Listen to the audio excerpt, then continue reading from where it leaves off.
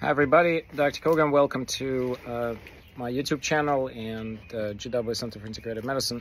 So I've got lately a number of questions about this new Alzheimer's blood test called C2N. I think the questions start coming after Peter Attia had featured this test in one of his new podcasts, in his podcast that he calls The Drive. I listened carefully to what he has to say, and also I've been looking at this test for quite some time, for the past couple of maybe 6 to 12 months. We have not done the test at CIM yet, and I'm pretty sure that none of the local DC area memory clinics have run it. It's expensive. It's $1,500 test. It's supposed to have the best current accuracy of establishing diagnosis of Alzheimer's in the specific situations when disease is very early and imaging, MRI is not able to detect any significant abnormalities.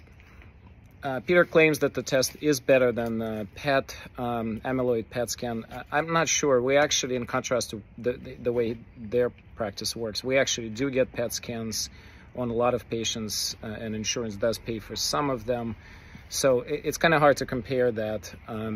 But I do want to mention that I think, well, first of all, we will be offering the test in the upcoming few months. We're setting up to start doing it.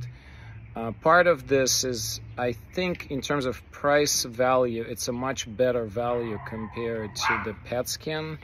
And in the cases where it's not really clear, and more importantly, in the cases when there is a memory change, there's something changing, something clearly happening, but it's not very clear as to exactly the diagnosis, and it's not very clear whether or not the patient in this situation should be pursuing more aggressive management right away with pharmacological treatments. I think that's when the test can have a significant value.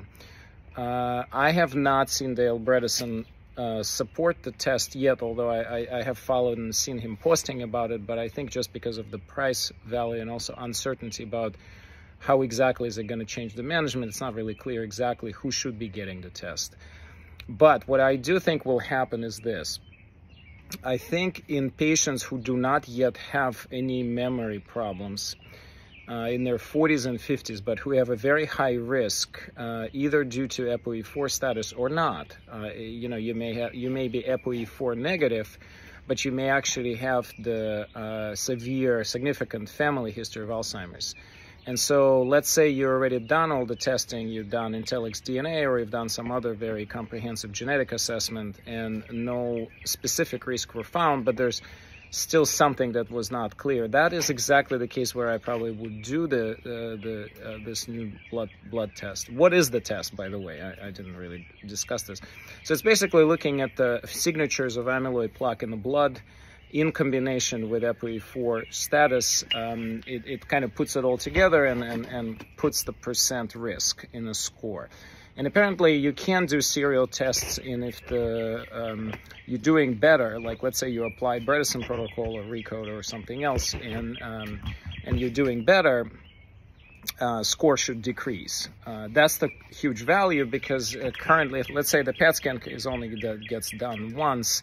There's no point following up, even if somehow you will expect, or maybe it will improve. It doesn't matter, because it actually does not change the sort of long-term outlook of the progression. But the blood test could be quite attractive if you can say that, look, if the score is decreasing, it means the risk of Alzheimer's is going down. So yeah, stay tuned for more. I think I'll put in a link to the YouTube, some of the information. I'll put the link to the actual company that does the test. I may even put the link to the Peter's podcast, the specific one, because I actually find it very useful, especially the way that he analyzed the data.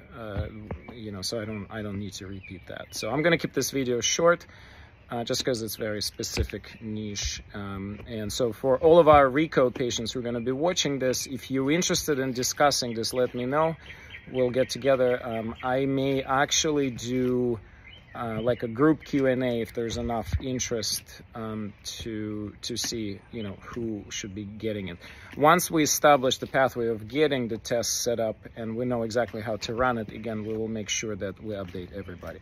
Stay safe, stay well, stay tuned for more videos on health, wellness, and anything else that is up and hot and field of integrative medicine and integrative geriatrics.